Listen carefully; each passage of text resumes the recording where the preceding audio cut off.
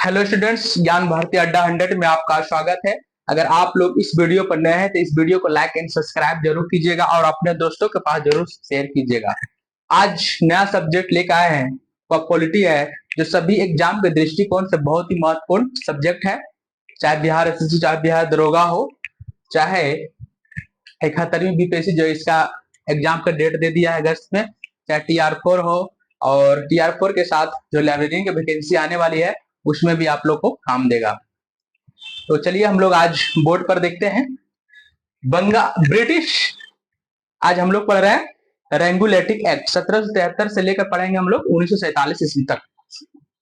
ईस्वी 1947 एक्ट तक पढ़ेंगे हम लोग। चलिए, ब्रिटिश संसद के 1773 के रेगुलेटिंग एक्ट के द्वारा बंगाल के गवर्नर को बंगाल के गवर्नर जनरल पद नाम दिया गया। किस एक्ट के द्वारा, समझने वाली यहाँ बात है, किस एक्ट के द्वारा बंगाल के गवर्नर जो पद था उसको बंगाल के गवर्नर जनरल का पद नाम दिया गया है? तो 1773 के रेगुलेटिंग एक्ट के द्वारा। किस एक्ट के द्वारा? तो 1773 के रेगुलेटिंग एक्ट के द्वारा बंगाल के गवर्नर को बंगाल के गवर्नर जनरल का पद नाम दिया गया। आगे देखना है, एवं उसकी सहायता के लिए 4 सदस्यीय कार्यकारी परिषद का गठन किया गया था। इसकी सहायता के लिए, तो रेगुलेटिंग एक्ट के बंगाल गवर्नर जनरल नाम पद दिए जाने के कारण, लेकिन इसकी सहायता के लिए 4 सदस्यीय कार्यकारी परिषद का गठन किया गया, जिनका जो कार्यकाल होता था वो 5 वर्ष होता था। इसका कार्यकाल कितना साल होता था? तो 5 साल होता था। इस एक्ट के अनुसार वारेन हेस्टिंग्स बंगाल का प्रथम गवर्नर जनरल था। इस एक्ट के अनुसार बंगाल के प्रथम गवर्नर जनरल कौन था? तो वारेन हेस्टिंग्स था। इस एक्ट के अनुसार 1773 रेगुलेटिंग एक्ट के साथ। लेकिन क्वेश्चन यहाँ एक और फंसाने वाली बात है, पूछ देगा बंगाल के प्रथम गवर्नर कौन था? बंगाल के प्रथम गवर्नर कौन था? तो हम लोग जवाब देंगे इसका रॉबर्ट क्लाइव। लेकिन यही पूछेगा कि बंगाल के प्रथम गवर्नर जनरल कौन था? इसका आंसर हो जाएगा वारेन हेस्टिंग्स। ठीक है, आगे हम लोग देखते हैं। प्रथम गवर्नर जनरल वारेन हेस्टिंग्स था, और तथा फ्रांसिस क्वेलिंग और मार्सन और बारवेल काउंसिल के सदस्य नियुक्त किए थे। काउंसिल के सदस्य कौन कौन नियुक्त किए गए थे? तो फ्रांसिस था, क्वेलिंग था, मार्सन था और बारवेल। ये सब क्या थे? काउंसिल के सदस्य नियुक्त किए गए थे। आगे देखिए हम लोग, इसी एक्ट के तहत, किस एक्ट के तहत? 1773 के रेगुलेटिंग एक्ट के तहत 1774 ईस्वी में, 1773 के रेगुलेटिंग एक्ट के तहत 1774 ईस्वी में एक उच्चतम न्यायालय की स्थापना की गई। बोलेगा उच्चतम न्यायालय की स्थापना कब की गई, किस एक्ट के तहत द्वारा किया गया? तो 1773 का रेगुलेटिंग एक्ट था और 1774 में इसकी स्थापना की गई। इसमें एक मुख्य न्यायाधीश और 3 अन्य न्यायाधीश थे। जिसमें एक मुख्य न्यायाधीश और 3 अन्य न्यायाधीश थे। आगे हम लोग देखते हैं, आगे हम लोग देखते हैं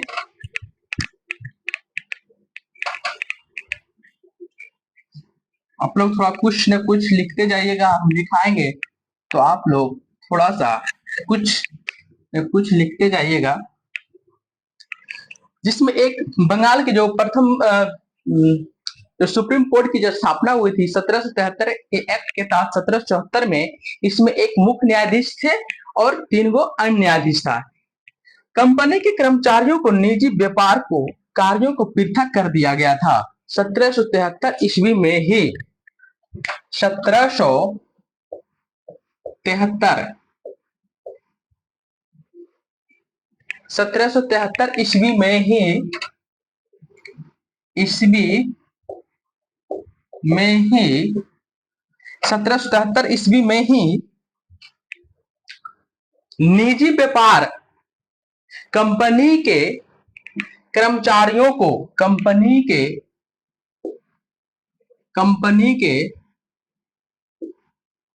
कंपनी के कर्मचारियों को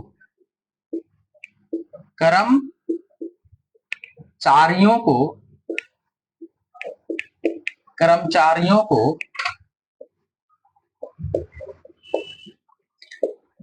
निजी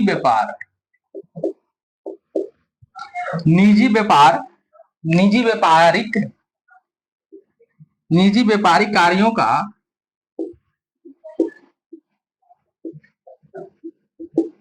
पृथकीकरण किया गया। समझे? 1773 ईस्वी में ही 1773 रेगुलेटिंग एक्ट के तहत ही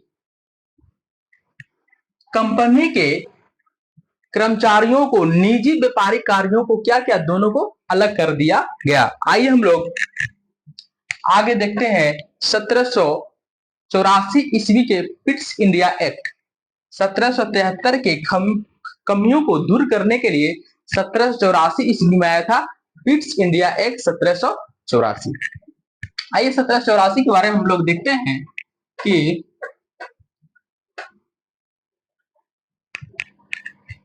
पिट्स इंडिया एक्ट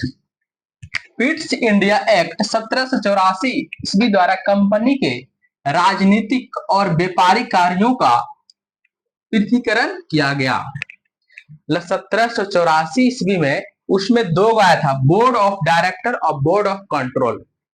1784 ईस्वी में ही आया था board of director, board of control. तो बोर्ड ऑफ डायरेक्टर क्या था और बोर्ड ऑफ कंट्रोल क्या था? बोर्ड ऑफ जो कंट्रोल था वह तो राजनीतिक मामले के लिए आया था, बोर्ड ऑफ कंट्रोल जो है वह राजनीतिक मामले के लिए आया था, अब बोर्ड ऑफ जो डायरेक्टर है वह व्यापारिक मामलों के लिए आया था। कब आया था? तो पिट्स इंडिया एक्ट 1784 ईस्वी में आया था। आगे हम लोग देखते हैं 1786 के अधिनियम के द्वारा गवर्नर जनरल को विशेष परिस्थिति में अपनी परिषद के निर्माण को निरस्त करने अथवा लागू करने का अधिकार प्रदान किया गया है। किस अधिनियम के द्वारा जी? 1786 ईस्वी के अधिनियम के द्वारा गवर्नर जनरल को विशेष परिस्थितियों में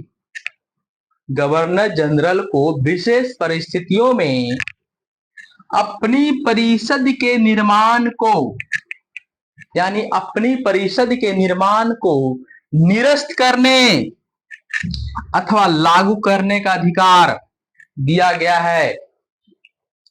ये जो है गवर्नर जनरल को किस अधिनियम के द्वारा विशेष परिस्थितियों में अपनी परिषद को निर्णय को निरस्त करने अथवा लागू करने का अधिकार जो है 1786 के अधिनियम में दिया गया है। आप लोग इस बात को ध्यान दीजिएगा। गवर्नर जनरल को प्रधान सेनापति की शक्तियां भी प्रदान की गई है। गवर्नर जनरल को प्रधान सेनापति की शक्तियां भी प्रदान किया गया है 1786 के अधिनियम के द्वारा। ये दोनों अधिकार लॉर्ड कॉर्नवालिस ने प्राप्त किया था। ये जो दोनों अधिकार जो था ये कौन प्राप्त किया था? तो गवर्नर जनरल कौन थे? लॉर्ड कॉर्नवालिस ने दोनों अधिकार प्राप्त किए। उसके बाद आता है 1793 के चार्टर एक्ट। के चार्टर एक्ट के अंतर्गत कंपनी के अधिकारों को 20 वर्ष के लिए बढ़ा दिया गया। क्वेश्चन पूछता है कि कंपनी के अधिकार को 20 वर्ष के लिए किस अधिनियम के तहत बढ़ा दिया गया? कंपनी के अधिकार को देखिए, आगे देखिए, कंपनी के अधिकार को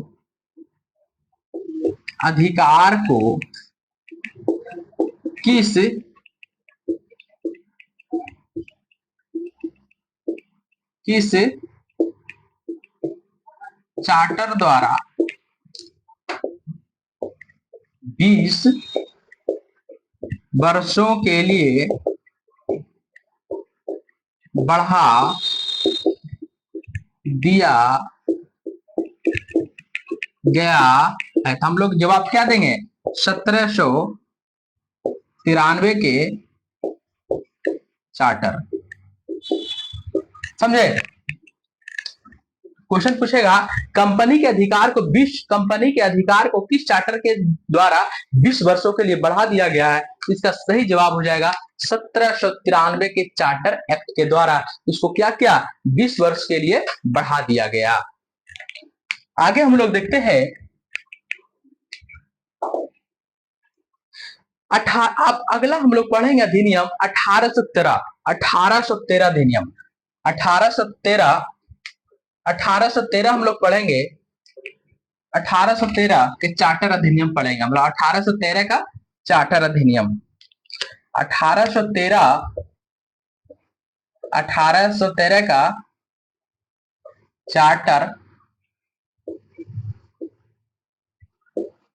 चार्टर अधिनियम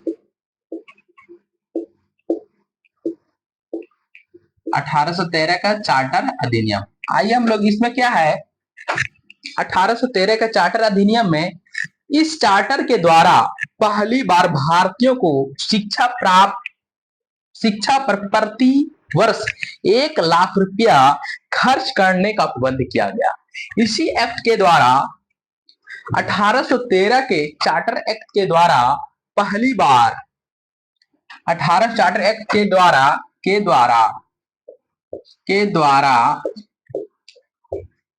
पहली बार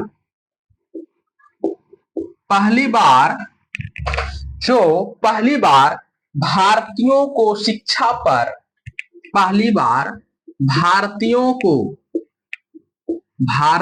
को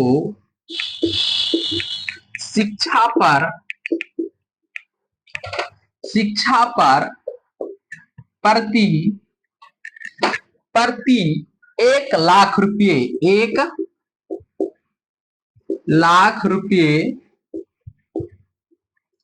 खर्च करने का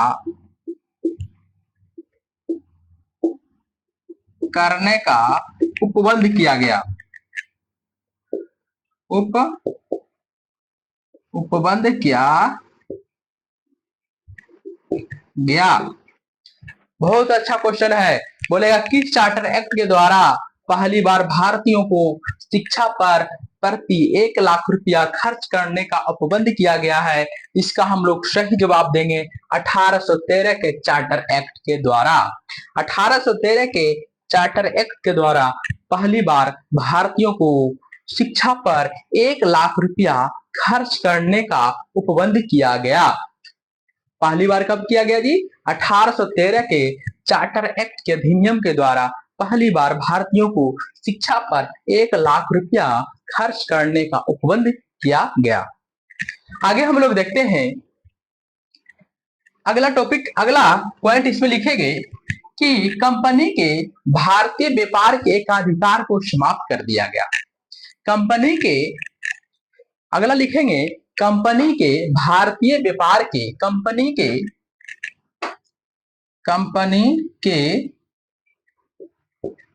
भारतीय व्यापार के एकाधिकार को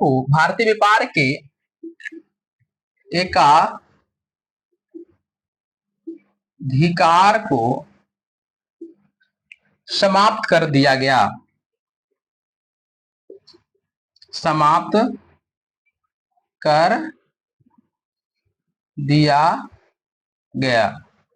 समझे? पहली बार भारतीयों को शिक्षा पर प्रति 1 लाख रुपया खर्च करने का उपबंध किया गया 1813 के चार्टर अधिनियम में। कंपनी के भारतीय व्यापार के एकाधिकार को समाप्त कर दिया गया तो 1813 के चार्टर अधिनियम के द्वारा। यद्यपि चीन के साथ अगला लिखिए एकाधिकार समाप्त किया गया 1813। यद्यपि तीसरा पॉइंट है यद्यपि यद्यपि यद्यपि चीन के साथ यद्यपि चीन के साथ यद्यपि चीन के साथ तथा चाय यद्यपि चीन के साथ चाय के व्यापार पर उसका चाय के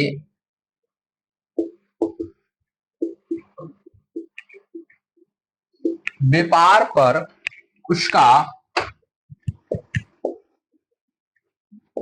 उसका उसका क्या हुआ, एकाधिकार बना रहा, उसका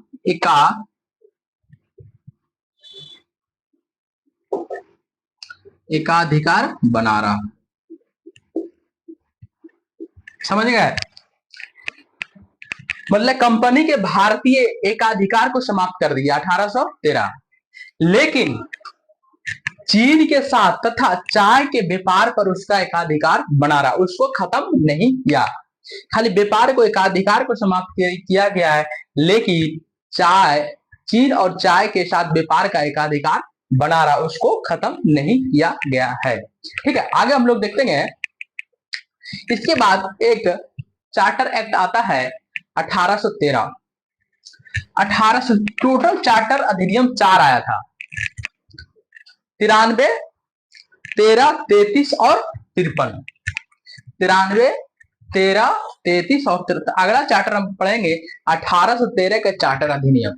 याद हेडिंग दीजिए 1813 का चार्टर अधिनियम। 1813 का, यहां लिखिए 1813 का चार्टर अधिनियम। इसमें हम लोग लिखेंगे, इसमें हम लोग जानेंगे 1813 के चार्टर एक्ट के द्वारा बंगाल के गवर्नर जनरल को 1813 के चार्टर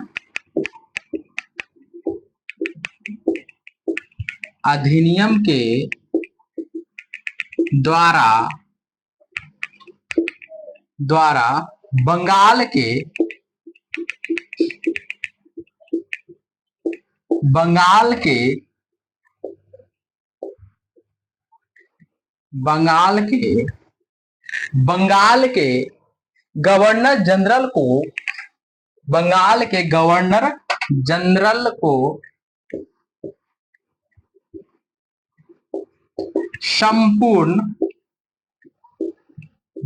गवर्नर जनरल को संपूर्ण भारत का गवर्नर जनरल बना दिया।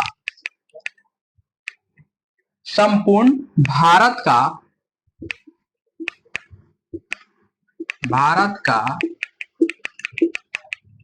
गवर्नर जनरल बना दिया गया। ध्यान दीजिएगा, 1833 के चार्टर अधिनियम के द्वारा जब बंगाल के गवर्नर जनरल को संपूर्ण भारत का गवर्नर जनरल बना दिया, तो भारत के प्रथम गवर्नर जनरल कौन था? लिखिएगा नोट में, भारत के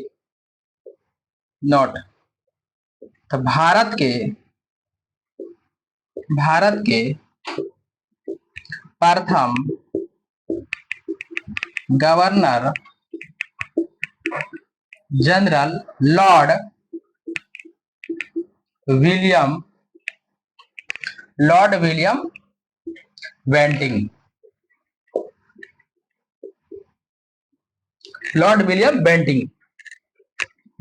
इस चार्टर अधिनियम में क्या किया? 1813 के चार्टर अधिनियम के द्वारा बंगाल के गवर्नर जनरल को संपूर्ण भारत का गवर्नर जनरल बना दिया। तो भारत का प्रथम governor general lord William Bentinck हुआ। ठीक है, आगे हम लोग अगला पॉइंट हम लोग देखेंगे। लॉर्ड विलियम बेंटिंग क्या हुआ? भारत का गवर्नर जनरल बना। कंपनी के समस्त व्यापारिक कार्य समाप्त कर दिए गए। कंपनी के समस्त कंपनी के समस्त व्यापारिक कार्य को समाप्त कर दिया है। दूसरा पॉइंट है कंपनी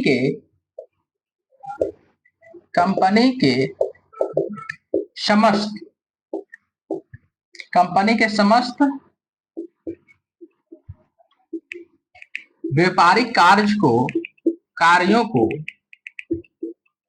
कार्यों को समाप्त कर दिया गया। समाप्त कर दिया गया। जो भी चीन और चाय के साथ जो व्यापार जो एकाधिकार बना रहा 1813 के चार्टर अधिनियम के द्वारा, वह भी उसको 1833 के चार्टर अधिनियम के द्वारा उसको भी निरस्त कर दिया गया। इसको ध्यान में रखिएगा। तब भविष्य में उसे केवल राजनीतिक कार्य ही करने थे, और उसको क्या क्या भविष्य में ही राजनीतिक कार्य करने थे। अगला हम लोग देखेंगे 1853 के चार्टर अधिनियम द्वारा। 1853 आगे हम लोग देखेंगे 1853 के चार्टर अधिनियम। लास्ट चार्टर अधिनियम 4 गो था, 4 आया था 1793, 1813, 1833 और लास्ट है चार्टर अधिनियम 1853। कौन कौन है ये याद रखिएगा। पूछेगा कि टोटल चार्टर अधिनियम के कितना बार आया है, कितना आया है या कितना है, तो हम लोग जवाब देंगे 4। पहला 1793, 1813, 1833 और 1853। तो हम लोग लास्ट चार्टर अधिनियम पढ़ रहे हैं, उसके बाद पढ़ेंगे अधिनियम 1853।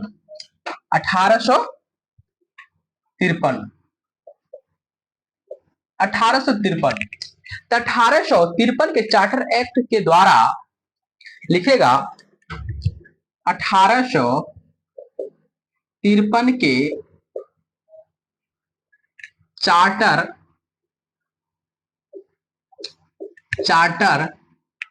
एक्ट के द्वारा 1853 के चार्टर एक्ट के द्वारा विधायक शक्तियों को कार्यपालिका विधायक शक्तियों को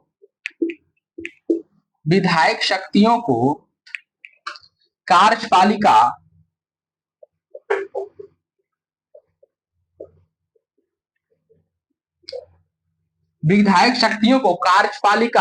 शक्तियों से पृथक करने के लिए 1853 के चार्टर एक्ट के द्वारा विधायक शक्तियों को कार्यपालिका शक्तियों से पृथक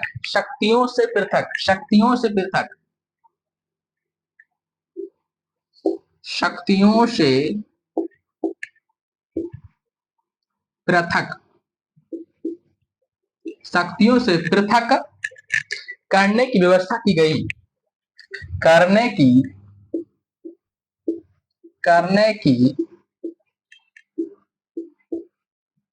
व्यवस्था की गई। चलिए ध्यान दीजिएगा, क्वेश्चन बहुत पूछता है किस चार्टर एक्ट के द्वारा विधायक शक्तियों को कार्यपालिका शक्तियों से पृथक करने की जो व्यवस्था की गई है, तो कब की गई है, किस चार्टर एक्ट में किया गया है, तो 1853 के चार्टर एक्ट में कहा गया है कि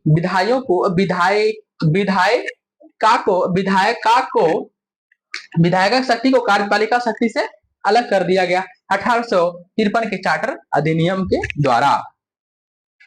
अगला हम लोग पॉइंट लिखेंगे, एक पॉइंट ही हो गया। दूसरा पॉइंट हम लोग लिखेंगे इस विधि निर्माण हेतु गवर्नर जनरल की विधि निर्माण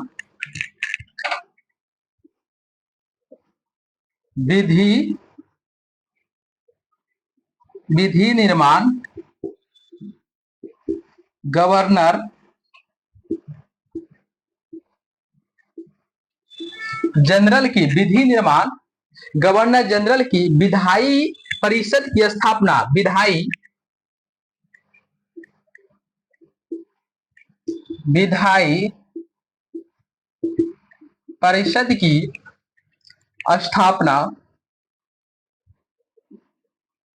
विधायी परिषद की स्थापना की गई।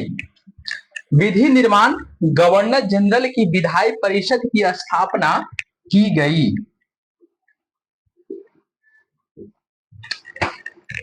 जिसे आगे चलकर भारतीय विधान परिषद, जिसे आगे चलकर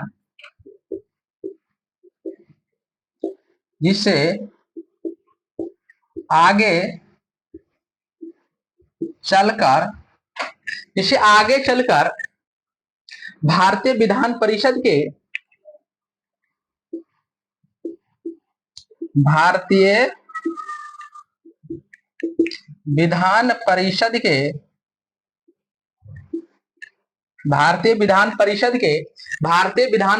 के नाम से जाना जाता है। विधान परिषद के नाम से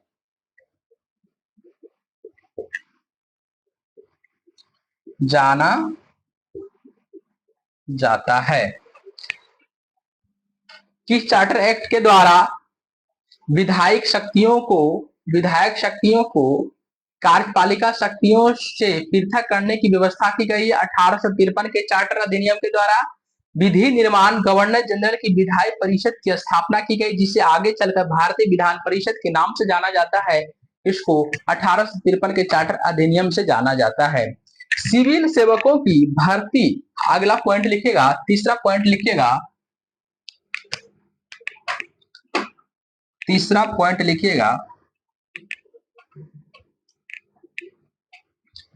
पॉइंट है सिविल सेवकों की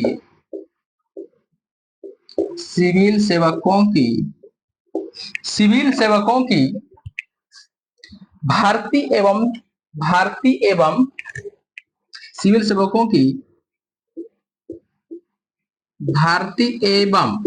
क्या लिखना है? सिविल सेवकों की भर्ती एवं चयन हेतु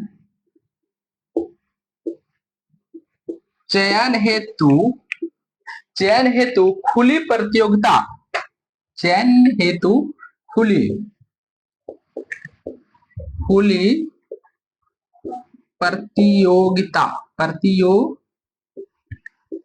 प्रतियोगिता का शुभारंभ हुआ।